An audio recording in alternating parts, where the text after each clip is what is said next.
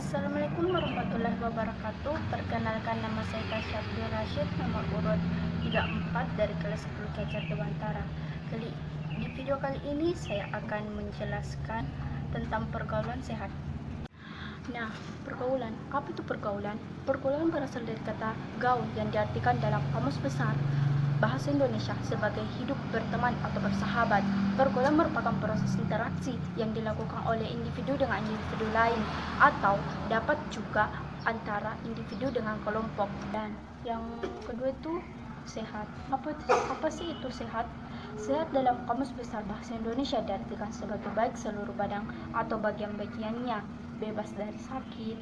Sehat adalah suatu kondisi di mana segala sesuatu berjalan normal dan bekerja sesuai fungsinya dan sebagaimana mestinya.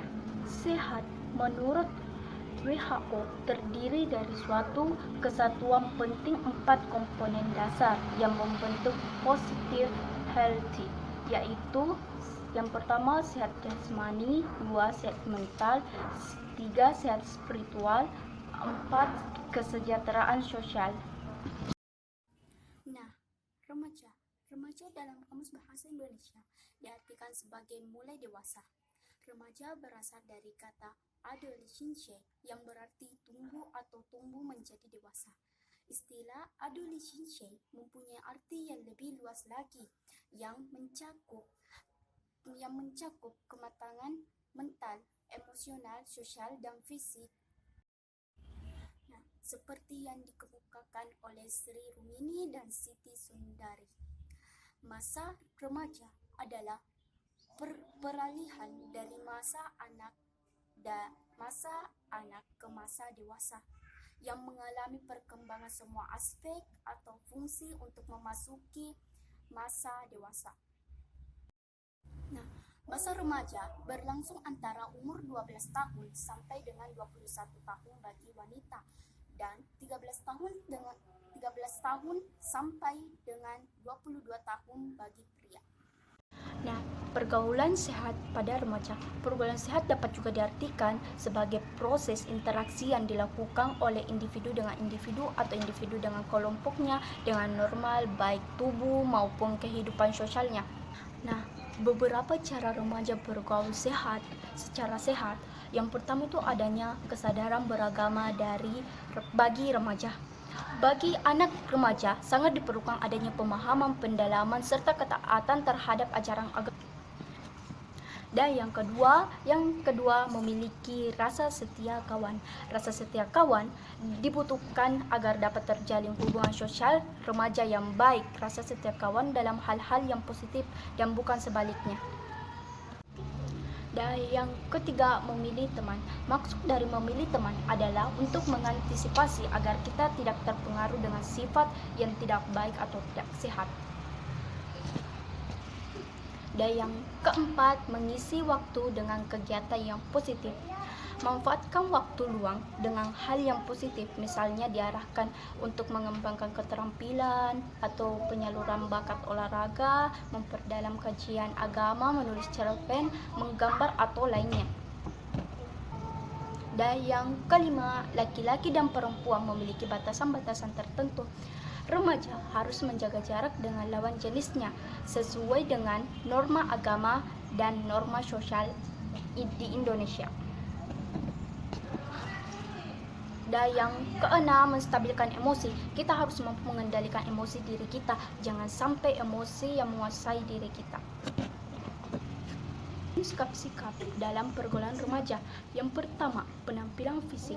Tidak menjamin jaminan bahwa seseorang akan disukai karena penampilan fisiknya, tetapi pada umumnya orang yang bersih dan rapi banyak disukai. Dan yang kedua, berbicara dan bersikap sopan. Orang bijak sering mengatakan bahwa mulutmu adalah harimaumu, atau kata-kata itu ibarat pedang. Nah, ucapan yang salah dapat menyakiti hati orang lain. Karena itulah kita harus berusaha menjaga bicara kita. 3. Biasakan untuk memberi dan berbagi. Hal ini bisa dimulai dari hal yang sepele. Contohnya itu saat kita punya makanan kecil, paling tidak paling tidak tawari teman kita. Nah, itu adalah contoh berbagi sesama teman. Yang keempat, hindari pembicara yang kurang bermanfaat. Contoh itu gosip atau menyebarkan desas-desus yang kelihatannya mengasyikan, tetapi sikap seperti itu tidak mencerminkan bahwa kita gemar mengungkapkan aib orang lain yang menyebarkan berita yang belum bisa tentukan kebenarannya. Dan yang kelima, mencuri dengar. Kebiasaan mencuri dengar atau menguping pembicaraan orang lain adalah kebiasaan yang tidak disukai. Dan yang keenam, bersikap peduli saat teman sedang mencurahkan isi hatinya. Simak cerita teman yang sedang mencurahkan isi hatinya baik-baik dan pahami permasalahannya. Dan yang ketujuh, rendah hati.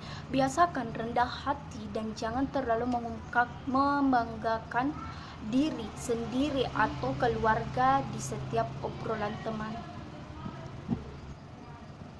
Dan yang ke-8, jadilah diri sendiri.